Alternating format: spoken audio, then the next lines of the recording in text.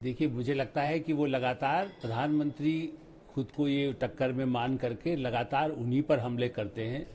और आश्चर्य की बात यह है कि यदि प्रधानमंत्री मनमोहन सिंह के समय में भी ये सवाल पूछ लेते, जैसे हम लोगों ने आरटीआई लगाई थी कि हर बुधवार को 11 बजे कौन पूंजीपति आप साउथ ब्लॉक के दफ्तर में आता है, इस तरह के जो मुद्दे हैं वो उस समय उसका जवाब टाल दिया जाता है। वो जवाब कहा गया कि नहीं, हम रिकॉर्ड ही नहीं रखते जहां इतनी सिक्योरिटी होती है। इसलिए मेरा ऐसा मानना है कि ये हमले वो भूल जाते हैं कि यदि खाते खोलने लगे तो और भी अधिक होगा। लेकिन सारी पार्टियां बगैर पूंजीपति के कोई उद्योग तो लगा नहीं सकती। मैं पूंजीपति का पक्ष नहीं ले रहा हूं। मेरा कहना है कि जो हमले करते हैं उसका एक निगेटिव असर भी होगा कि इंडस्ट्री यदि नहीं आना है, बिहार में इंडस्ट्री नहीं गई फूड प्रोसेसिंग में, मैं मानता हूं आज भी यदि वहां पर जो आज कहा जा रहा है वो और पहले होना चाहिए था।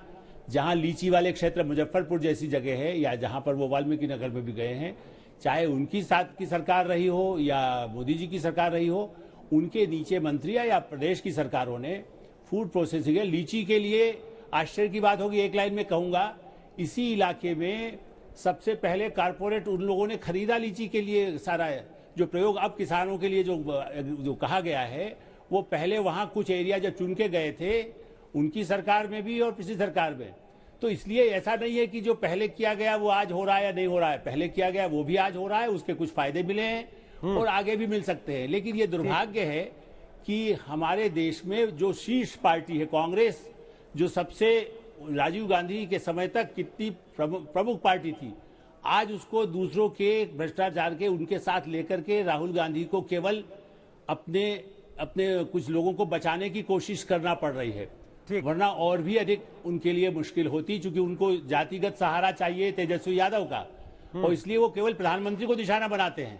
ठीक, आशुतोष, ये जो बात उन्होंने कही कि पंजाब में देखिए रावण की जगह मोदी के पुतले फूके जा रहे हैं, आरोप बीजेपी ने सीधे तौर पर लगाया कि किसान नहीं, ये आपकी पार्टी कर रही है असल में। क्या आपको लगता है ये लाभ देगा?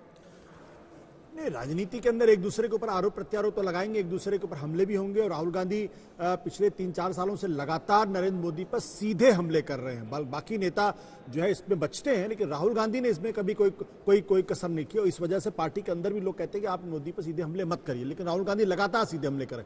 आपने देखा कि उधर मोदी ने भी अब तेजस्वी पर बिना नाम लिए उनके ऊपर सीधे हमले किए। तो राजनीति के अंदर ये एक दूसरे पर हमले करना और सोच विचार कर हमले किए जा रहे हैं। ऐसे नहीं कि कोई रैंडम तरीके से हमले किए जा रहे हैं। जब वो पंजाब की बात करते हैं तो उनका साफ इशारा ये है कि पंजाब में किसान किस तरीके से मोदी की फार्म नीति की वजह से बुरी तरीके से नाराज हैं, और इसलिए नाराज हैं क्योंकि उनको लगता है कि इससे किसानों को नुकसान होगा। वो उस और बिहार के किसानों का या बिहार की जनता का ध्यान उस ओर आकृष्ट करना चाहते हैं। संजय जी, फटाफट से एक कमेंट। देखिए, दोनों नेता अगर प्रधानमंत्री मोदी को भी देखें तो उन्होंने भी तेजस्वी यादव पे हमले किए और राहुल गांधी ने भी प्रधानमंत्री पर हमले किए, लेकिन दोनों ने बड़े एक संयम के साथ हमले किए हैं और दोनों ने एक मर्यादा को ध्यान में रखते हुए विपक्ष पर अटैक करना, मुझे लगता है कि पार्टियों का काम है, उन्हें जरूर करना चाहिए। लेकिन जिस तरह से संयम से किया जा रहा है तो यही दोनों के भाषण में मुझे देखने को मिला। दोनों ने बड़े संयम के तरीके से दोनों पे वोटिंग परसेंटेज अब तक जितना आ रहा है, आपको लगता है कि ये बिहार के जो अभी तक के पिछले रिकॉर्ड हैं उनसे ऊपर जाएगा इस बार वोटिंग? मुझे लगता है कि 2015 के चुनाव से कम आज के दौर में जो पहला दौर है मतदान का, जहां पिछली बार 50% मतदान हुआ था, वो आंकड़ा इस बार पार कर जाएगा।